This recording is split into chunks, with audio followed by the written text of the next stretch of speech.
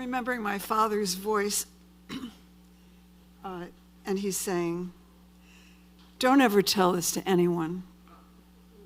No one will understand." So where did he say this? It's 1956. We're on an airplane heading for rural Virginia. I'm 17, pregnant. Abortion is illegal. Oh, this thing moves. And I'm a problem to be solved. And the family has figured out the solution. So in this little town in Virginia, my mother's brother, the doctor who made it, who made it to college, made it to grad school, who's this small town doctor, beloved by everyone, the simple American story. He is going to perform an abortion, risk his medical license at midnight with the curtains of his office closed. Nobody else is going to be there. And nobody has asked me whether this was, the solution that I was looking for. I was just, and nobody has thought about what the consequences might be for them, for him, and for all of the years when these kind of seismic vibrations were still coming through me about what happened on that night and on the few days that followed it. I just heard John Seabrook use the word trauma and talk about how family trauma can be inherited and passed down. We didn't use words like that then. I mean, trauma wasn't part of everybody's vocabulary. Aren't we all talking about trauma? My students are telling me, well, I'm suffering from trauma. I can't make it to class. And,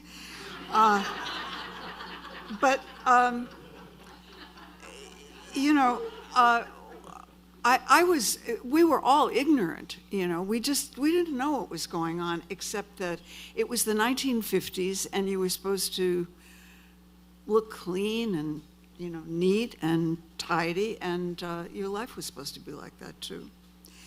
So the family was doing this emergency cleanup job that I really wasn't participating in, basically.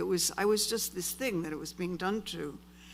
And this wasn't really the very beginning. It took me a long time to understand that there had been origins for this point of view a long time ago. And I'm going to read you a poem called Origins that's from an earlier book. I was already a problem at the beginning, even before puberty, because I was a girl and I had a body.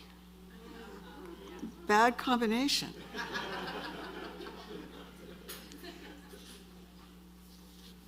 Origins. It was a party. I had on my party dress. There was something wrong in Grandpa's friend's throat. I kept him waiting outside the bathroom while I read Mother West Wind Wen stories. When Mama yelled at me to make it fast, I wiped, I flushed. I came out on the landing holding the blue book behind my back. His lighted cigar was the red eye of an animal. He reached a hand up, big, spotted like an animal, under the short skirt of my party dress. I felt pleasure, and I felt afraid of the hand. Nice girl, he was smiling, and the red eye shook and smelled like a cigar. This was at the top of some stairs. What house was it? Were there stairs on Westminster Avenue? How little was I? I remember, little. I said, Mama, the man touched me. No, she said. She was worried about the party. She was holding a tray of green things and pink things. She explained the facts to me quickly. No, she said, the man is a nice old man. Well, You know, it's kind of ironic. Maybe that poem isn't the best example of it, but the language that I've come to use in my poems, I realize now, ironically, has a lot of the qualities of the language that my family spoke to me in and tried to tamp me down with. I jotted down this morning some of the more memorable cliches that were uttered by my father and my mother. From my father, men only want one thing. From my mother, where did I go wrong? From my father, I'll never trust you again. From my mother, but this took until she was about 82.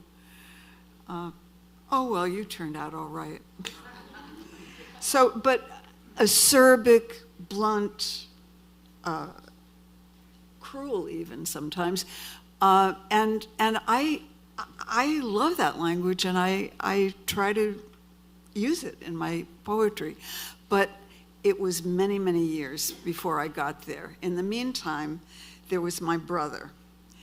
I had a brother 8 years older than I, and he, is it than me? Anyway, I'm going to worry about stuff like that because I'm a little nervous.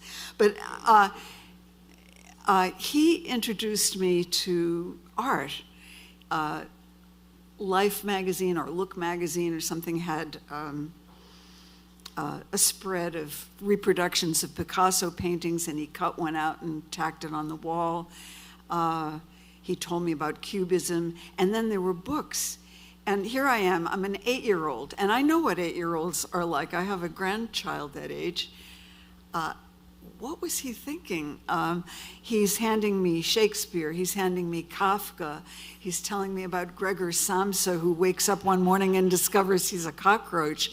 And then there's the three witches, putting together that incredible brew. And it was a pathway. My brother he played the piano, he wrote stories. Oh, you can be a maker. You can tell all the truth, but tell it slant, as one of our poetic parents has told us. So here's another poem about that discovery. Eye of Newt. I was larval. I dreamed myself downstairs in PJs, still in my coma. Bach, he said, and I lay next to the radio. Dark amber spread through my girl brain. Eye of Newt already nestled there, an egg glued to a twig. My pale, bespectacled brother set me on a leaf and watched me fatten. Franz Kafka, he said, and my new long feelers brushed the wall. Girl before a mirror was tacked there, torn from life. Her twin pear belly, worm pink as my own. Half curled, half crawling, I burst through skin after skin. Art, I said, and my wings fanned slowly open. Well, that makes it sound simpler than it was. It was years of starting to feel like I was being given permission to tell some of the terrible facts of this trauma that I had experienced.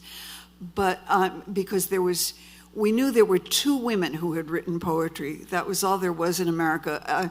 Emily Dickinson was relegated to, in the college library where I went to school, she was part of the series, the American Men of Letters series. So it wasn't Emily. But there were 2 women, they were crazy, and they had killed themselves. So we could read them. And Sexton and Sylvia Plath. And so the confessionals, and that later became kind of a pejorative word. So I tried not to be a confessional for very long. But what I needed was traditional forms to put around myself like armor so that it was safe to say the things that I had finally decided I was going to break the taboo and talk about. And, I was writing sonnets and the rhymes. I thought maybe if I have enough words that rhyme, maybe my parents won't know what it is I'm writing about, or they, or other people won't either. Anyway, that all changed. The 1950s, we had Allen Ginsberg and Muriel Rukeyser and, open forms and long lines. And so finally, the poems took kind of a U-turn. And I see I've left myself a minute and a half to tell the crucial story. Well, I was in Siena, Italy, looking at more paintings of Madonnas with child than I had ever seen before against gilded backgrounds. And I thought, I was still avoiding telling the truth, and I thought, I'll write what we call an ekphrastic poem. That is, I'll write about all this art that I'm seeing. So I started to write, and within 2 lines, the poem decided to take a U-turn, because I had seen one painting of an Annunciation. The angel is telling Mary, you're going to have this very important kid. And the look on her face just took me back to my own teenage years. She was not happy in that painting anyway. And so the poem, I changed, the poem changed, and where it took me, instead of where my intellectual mind had decided the poem was going to go, was back to a street in Chicago when I was 17, and I had run away from home. This was before the abortion. And a stranger on the street talked to me kindly, and I blurted out my story, and he said, "You should call your parents. They're really worried about you." And so I'm gonna end with that poem that tells more of that story. It's called In Heaven. Winged babies hover. A boy angel holding a lily brings pain. I had an angel once. His name was Max. But I lost his card after the abortion that's haunted my whole life. He shoved coins into my hand.